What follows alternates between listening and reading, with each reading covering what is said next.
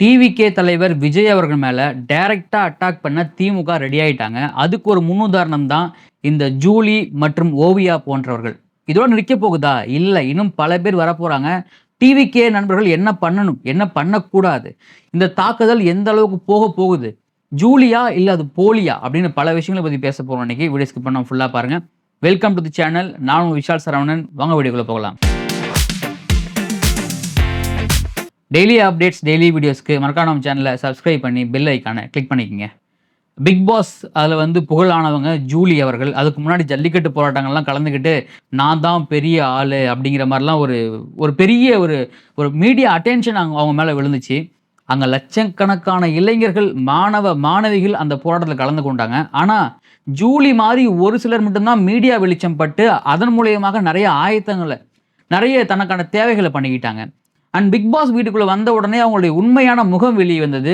அவங்க பேர் ஜூலி இல்லை, அவங்க பெரிய போலி அப்படின்னு நிறைய பேர் பிக் பாஸ் ரசிகர்கள் விமர்சனம் பண்ண ஆரம்பித்தாங்க. எஃப்கோர்ஸ் நம்மளும் கூட தான்.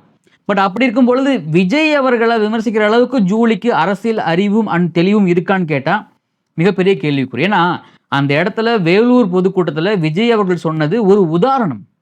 அந்த காளை மாடு, புல்லுக்கட்டு, அது எல்லாமே சுட்டிவேஷன், அந்த உதாரணங்கள், அது ஒரு மாரல் ஆஃப் த ஸ்டோரி. அது கூட புரிஞ்சிக்க முடியாமல், அதை கூட புரிஞ்சிக்கிற அளவுக்கு அறிவு இல்லாத ஒரு தற்கூரிய நான் இன்றைக்கி தான் சோஷியல் மீடியாவில் பார்க்குறேன். பட் அது மட்டும் இல்லாமல் அதுக்கு கண்டினியூ வீடியோ வரையே எப்படின்னா விஜய் அவர்கள் எப்படி கரூர் சம்பவத்துக்கு சிஎம் சார் அவர்களை என் வீட்டில் இருப்பேன், ஆஃபீஸில் இருப்பேன், வந்து பாருங்கள் அப்படிங்கிற மாதிரி பேசினாரோ அதை இவங்க ட்ரை பண்ணுறாங்களாம். விஜய் அவர்கள் கலாச்சிட்டாங்களாம். ஆக்சுவலாக என்ன அப்படின்னு பார்த்தீங்கன்னா, இந்த மாதிரி சினிமா துறைகள்லையோ இந்த அட்டென்ஷன் சீக்கிங் மென்டல்ஸ் அப்படின்னு ஒரு சில பைத்தியங்கள் சோஷியல் மீடியாவில் இருக்கும். என்னன்னாலும் நம்ம பண்ணலாம். நமக்கு தேவை அட்டென்ஷன் தேவைங்க. நம்ம உட்காந்து எதையாவது பண்ணி அட்டென்ஷன் வாங்கிடணும் அப்படின்னு நிறைய பேர் இருக்காங்க.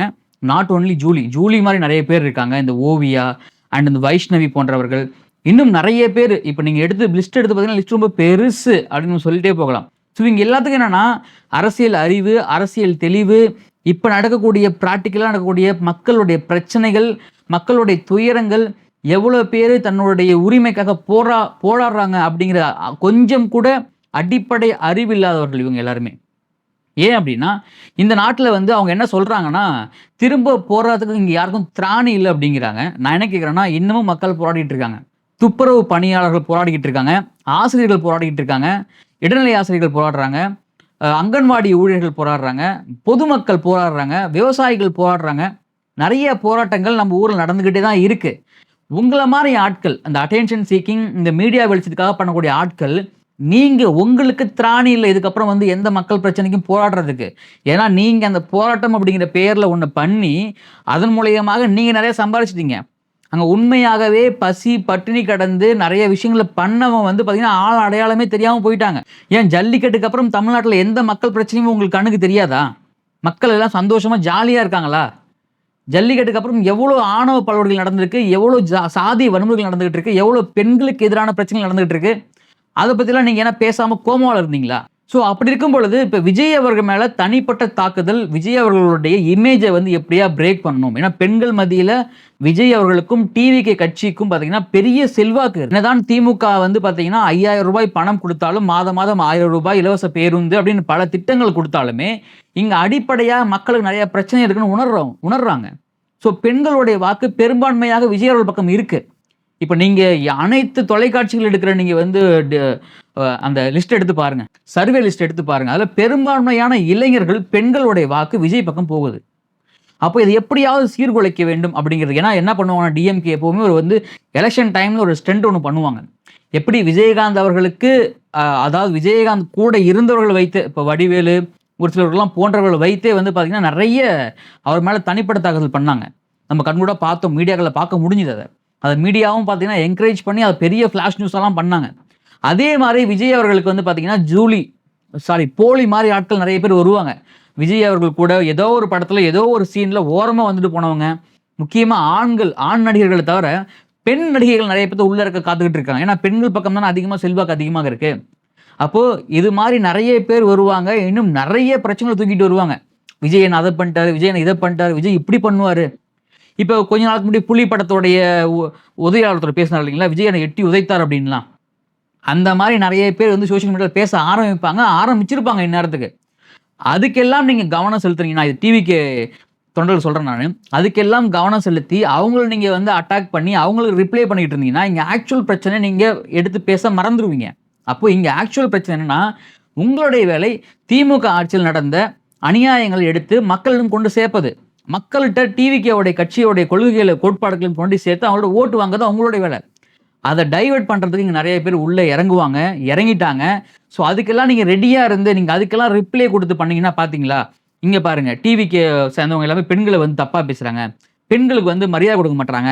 ஸோ அவங்களுக்கு பெண்கள் மேல இதுவே கிடையாது. இவங்கலாம் ஆட்சிக்கு வந்தா பெண்கள் என்ன நிலைமைக்கு ஆளாக்கும் அப்படிங்கிற ஒரு கட்டமைப்ப உண்டாக்கி, இந்த பால உங்க பக்கமே திருப்புவாங்க. அப்ப இதுக்கெல்லாம் டைம் ஸ்பெண்ட் பண்ணி நீங்க ரிப்ளை பண்ணிக்கிட்டு, இவங்களுக்கெல்லாம் நீங்க வந்து அட்டென்ஷன் குடுத்தீங்க அப்படின்னா, தேவையில்லாம நீங்க சும்மா இருக்கிறவங்கள பெரிய ஆளாக்கி வர்றதுக்கான கதை இது. அப்போ உங்களுடைய தலைவர் என்ன சொல்றாரு? உங்களுடைய கட்சி தொண்டர்கள் என்ன சொல்றாங்க? எத நோக்கி உங்க பயணம் இருக்கணும் அப்படிங்கிறத ரொம்ப தெளிவா இருங்க. அப்படி தெளிவா இருந்தாலே, இந்த ஜூலி, போலி போன்ற ஆட்கள் எல்லாமே வந்து காணாமல் போயிடுவார்கள். ஏன்னா, அவங்களுக்கெல்லாம் வந்து பார்த்தீங்கன்னா, அடிப்படை அரசியல் அறிவு கொஞ்சம் கூடமே இருக்கவே இருக்காது. அரசியல்னா என்னன்னே தெரியாது அவங்களுக்கெல்லாம். இவங்க எல்லாருமே வந்து பார்த்தீங்கன்னா, சுயநலத்துக்காகவும், சுயலாபத்துக்காகவும் வாழக்கூடிய ஆட்கள். இன்னும் சொல்லப்போனா, இன்னும் சாப்பாட்டுக்காக தான் எல்லாமே. என்ன பண்ண முடியுங்க? எதுவுமே இல்லாம, எந்தவித விஷயமும் இல்லாம, நம்ம எப்படியாவது வந்துரணும்.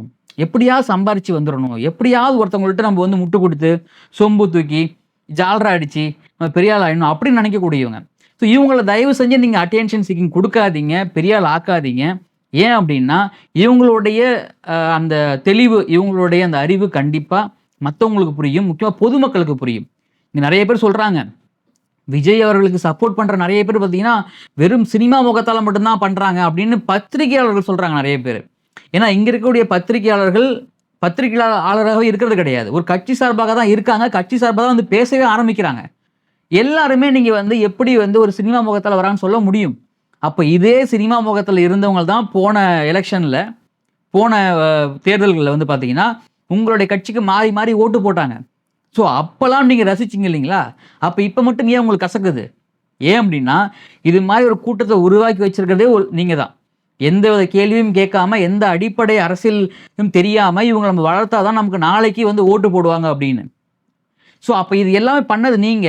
ஆனா இப்ப வந்து விஜய் அவர்கள் மேல பழி சுமத்துறீங்க. அப்போ இங்க இருக்கக்கூடிய மாணவர்கள அரசியலமைப்புப்படுத்தாத காரணம் யாரு? அது கேள்வி யார நோக்கி நம்ம எழுப்பணும். அது மட்டும் இல்லாம பெரும்பான்மையான அந்த பொது ஓட்டாளர்கள் இருக்காங்க பார்த்தீங்களா, எந்த கட்சியும் சாராத பொது ஓட்டாளர்கள், இப்ப விஜய் பக்கம் சாய திரும்பிட்டாங்க. அவங்களுக்கு அரசியல் அறிவு இல்லாம நீங்க சொன்னீங்கன்னா, அது உங்களுடைய அறியாமையாக இருக்கலாம். நீங்க இன்னும் உற்று நோக்குனீங்கன்னா, இங்க எவன் அதிகமா அரசியல் பேசி சமூகத்து மேல அக்கறை உள்ளானோ, அவன் கண்டிப்பா எந்த கட்சிக்கும் ஓட்டு போட மாட்டான். நோட்டாக்கு ஓட்டு போட்டு போயிட்டே இருப்பான் அவன் பாட்டுக்கு. ஏன்னா, இங்க இருக்கக்கூடிய அரசியல்வாதிகளுடைய இந்த பொய்கள கேட்டு, கேட்டு, கேட்டு அவனுக்கு சலிச்சு என்ன ஆயிருக்கும்னா, எவனுக்கு ஓட்டு போட்டு என்ன ஆகப் போகுது? நம்ம பாட்டுக்கு வேலைய பார்த்துட்டு போலாம் அப்படின்னு ஓட்டு போடாமலே இருப்பாங்க. அவங்களுக்கு அரசியல் தெரியாம இருந்துரும். ஆனா அவங்களுக்கு அரசியல் நல்லா தெரியும். அப்ப இந்த மாரி நல்ல அரசியல் தெரிஞ்சவங்க நெறைய பேர் என்ன பண்ணுவாங்கன்னா, தன்னுடைய ஓட்ட எதுக்கு நம்ம வந்து இவங்களுக்கெல்லாம் போடணும்? அப்படின்னு நெறைய பேர் போடாம கூட இருக்கிறவங்க ஒரு சில பேர் இருக்காங்க. அப்போ இங்க சாதியின் அடிப்படையில, மதத்தின் அடிப்படையில, சொந்தக்காரவங்க அடிப்படையில, கட்சிக்காரங்க அடிப்படையில தான் நெறைய பேர் ஓட்டு போட்டுட்டு இருக்காங்க. இப்போ ரசிகர்கள் அடிப்படையில ஓட்டு போட போறாங்க. வித்தியாசம் ஒண்ணும் கிடையாது. எந்த வித்தியாசமும் கிடையாது இதுல. ஸோ அப்போ நெறைய பேர் காத்துக்கிட்டு இருக்காங்க. நான் திரும்பவும் சொல்றேன். டிவிகே தொண்டர்கள், டிவிகே கட்சியை சார்ந்தவங்க, இது மாரி ஆட்களுக்கு உங்களுடைய அட்டென்ஷன குடுக்காதீங்க. தேவையில்லாம அவங்கள பேசி பெரிய ஆள் ஆக்காதீங்க. அண்ட் உங்களுடைய எண்ணம், உங்களுடைய செயல்கள் எல்லாத்தையுமே நீங்க எலக்ஷன் வேலைகள்ல காமிங்க. நெறைய பேர் டிஸ்டர்ப் பண்ணுவாங்க. கண்டிப்பா இன்னும் இத விட நெறைய வீரியமாக இருக்கும். அது எல்லாம் கடந்து தான் நீங்க அரசியல் பண்ணி ஆகணும். அதுதான் தமிழ்நாடு. கருத்துக்கள் கமெண்ட்ல பதிவு பண்ணுங்க. வீடியோ பிடிச்சா உங்க ஃப்ரெண்ட்ஸ் ஷேர் பண்ணுங்க, லைக் பண்ணுங்க, முடிஞ்சா ஹைப் ஒண்ணு பண்ணுங்க. டெய்லி வீடியோஸ்க்கு சப்ஸ்கிரைப் பண்ணுங்க. மீண்டும் அடுத்த சந்திக்கிறேன். நான் உங்கள் விஷால் சரவணன். நன்றி, வணக்கம்.